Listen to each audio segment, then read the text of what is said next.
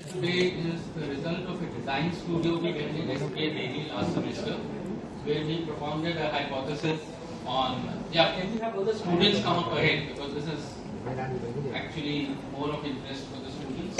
You can all come ahead. What is affordable housing?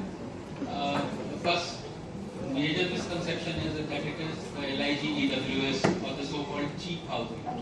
No, affordable is not necessarily the cheap housing or the low-cost housing. Affordable can be in any segment, be it the middle income group or be it the high income group. It is related to what is your annual income or what is your monthly income, whatever income bracket you may be. But can you afford the house? Can you afford the cost of the house or the EMI of the house? So affordable goes across all segments. And as per most of the studies done, and affordable also depends to a great extent on the size of the unit and also on the location. On the location of the unit and the volume. So, what most of the studies show us is that if the cost of the house is 5 times, maximum up to 5 times your annual income, it falls in an affordable category. Or if the EMI or the rental is about 30% of your monthly income, it falls in an affordable category. Next. Yeah. Unfortunately, the biggest shortage in India in the housing segment, about 88% of shortage is in the EWS segment and about 11% shortage is in the LIG segment. So the maximum shortage is in the EWS LIG segment, which is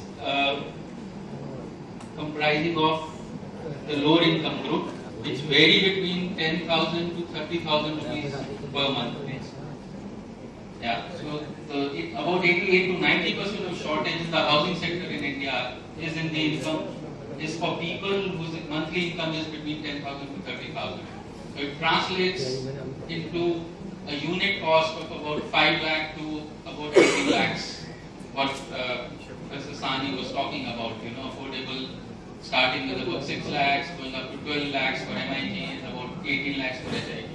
So that is the segment which requires, there are about 25 million units of shortage in India at the moment, out of which about 90% is in the low income group segment. Next. So who are these guys who stay in this low income group segment? These are primarily migrants, laborers, people who come to the city from villages looking for jobs, who are temporary residents of the city, who haven't yet found a niche for themselves, who haven't yet found a house for themselves. So they have no option but to stay in slums. They have no option but to stay either on rental income in the urban villages or in the slums, which are terrible situations. And what are they actually looking for? Their demand is clean, hygienic conditions to stay in, clean water, sanitation, daylight and ventilation. Just basic things needed to live with dignity. They are not looking for much.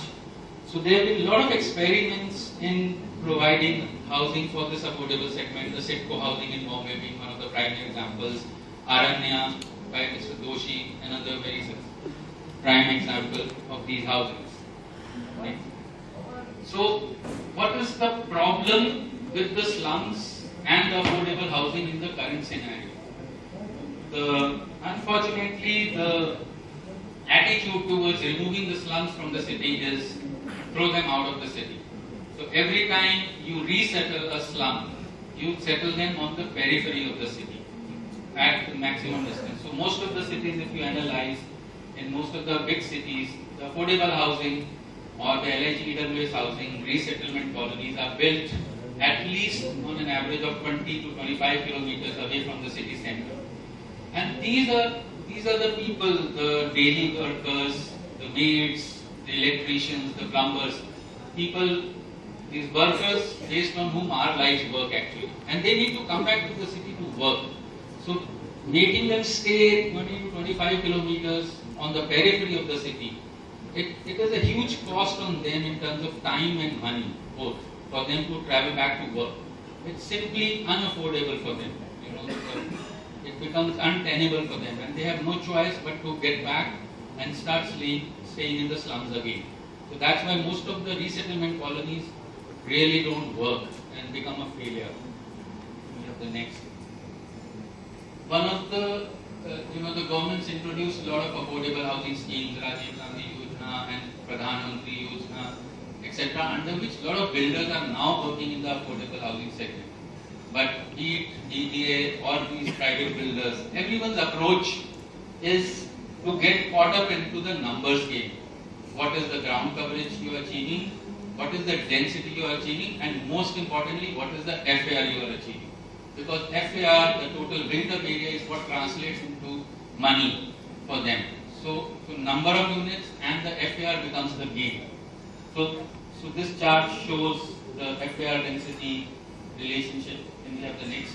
But actually, it's a misnomer. If you do a low-rise housing, the setbacks you require to leave between a G+3 structure is just 6 meters. As you keep going taller, the setbacks increase. Sure, the FAR increases till a certain height, till about G+15 or G+18, but after that, it plateaus out. So if you keep going higher, it does not necessarily mean higher FAR or higher density, because you have to leave that much more setbacks from the edge of the blocks and between the buildings. So it's a misnomer that going taller gives you more FSI. Sure, it does till only a certain point. So what is the problem with the high-rise solution for affordable segment? As soon as you start making high-rise buildings, the cost of construction is high. As soon as you go above 4 floors, you have to start putting lifts. Apologies to Schindler, but they don't work in the affordable segment because the cost of maintaining the lifts, the cost of running the lifts just becomes not affordable for these poor people. In multi-story towers, the amount of open space provided is much lesser. You waste too much space in providing the fire escape staircases and the lift shafts and the multiple staircase and the corridors. So the circulation increases, and as all of you as architecture students understand, circulation area is what we architects always try to keep to minimum. We are looking at more and more functional area. So these guys, so there's lack of open space, there are lack of community spaces. These are really, people get stuck in these pigeonholes on the upper floors with the lifts not running, and there's no electricity half the time, so they don't have money to run the DG sets to run these lifts. So it becomes untenable. These high-story housings all over become completely untenable for the lower income and EW segment. Sure, they work for MIG and HIG. The condos are perfect for HIG, MIG, but not for the affordable LIG, EW segment. The next. So you have a lot of examples like Kaushambi housing in East Delhi, right at the border, Delhi-UP border. It is lying vacant. These are EWS houses, LIG houses built. So you will notice that only the first 4 floors get occupied. The rest of the 7 to 8 floors are all lying vacant because the lifts don't run and it becomes too much for them to climb the staircase, too much for them to maintain this. And no space. These are just pigeonholes and people just get stuck upstairs, So so you might get more FSI by building higher, going taller, but it is of no use because it is all lying vacant, and in the end, the end user for whom it was meant doesn't really stay in this. Or else, what happens is that the poor, the LIGWS families move out of this affordable housing. There's a big scam going on in the affordable housing sector, where actually the end users don't get these units. These are bought by the software professionals, the people, single people, or couples who use them as studio apartments. It is not finally being used by the lower income group people. So that is the fallacy in these high-rise affordable segment. Next. So what are the options? What are the typology options to go forward, and which option suits for which income group? So as you can see, if you are building just till about G+3, the cost is about 900 to 1000 rupees a square foot. You go up to G+8, G+10, it moves up to about 1200. You go high-rise, the cost of construction increases, the amount of steel being used increases, the maintenance cost increases. So the high rise and the mid rise are for the HIG, MIG. For the low income group, what works is the G plus 3 or G plus 4 story maximum, below 15 meters, where you don't really need lifts, and the cost of construction is lower and the cost of maintenance is lower. Can you go next? Then of course, for each of these segments, the qualitative requirements also vary. You know, the EWS people are more community based, they work together, they support each other. So they need more open spaces, verandas, which also serve, their houses also serve as their workspaces. You know, the workshops, electricians, plumbers, or craftsmen, poor people who are working with their hands. So they need these semi-open spaces and courtyards around their houses. So getting stuck in towers does not really work for them. Similarly, LIG is similar. You know, they require more community spaces.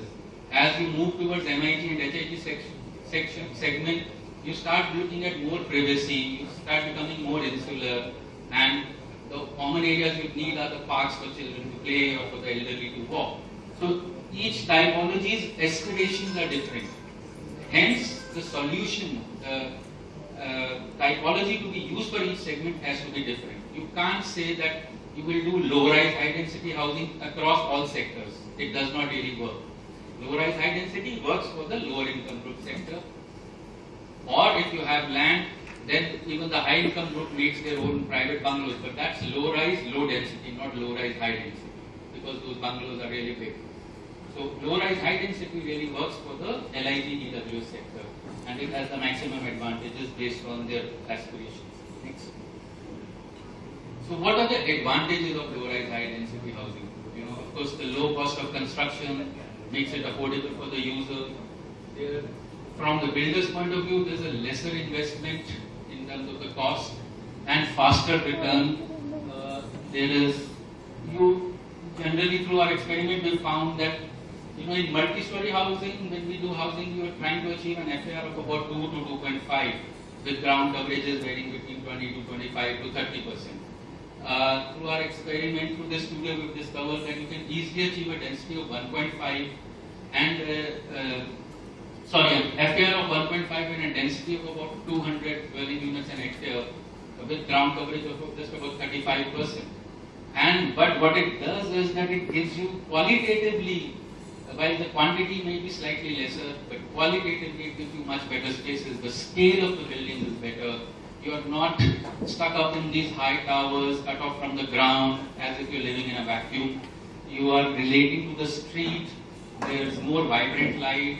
There is more interaction with the neighborhood, you know, and you can achieve pedestrian streets and a better scale overall of the housing, and a more even distribution of open spaces, you know, rather than doing tall towers with one central green, you know, and not just in the LIG EW sector. Actually, all housing, we are moving towards these really high condos, like we were talking about in the panel discussion, that the solution nowadays is to get a compound, build a wall, and make these towers around a central green. Put a clubhouse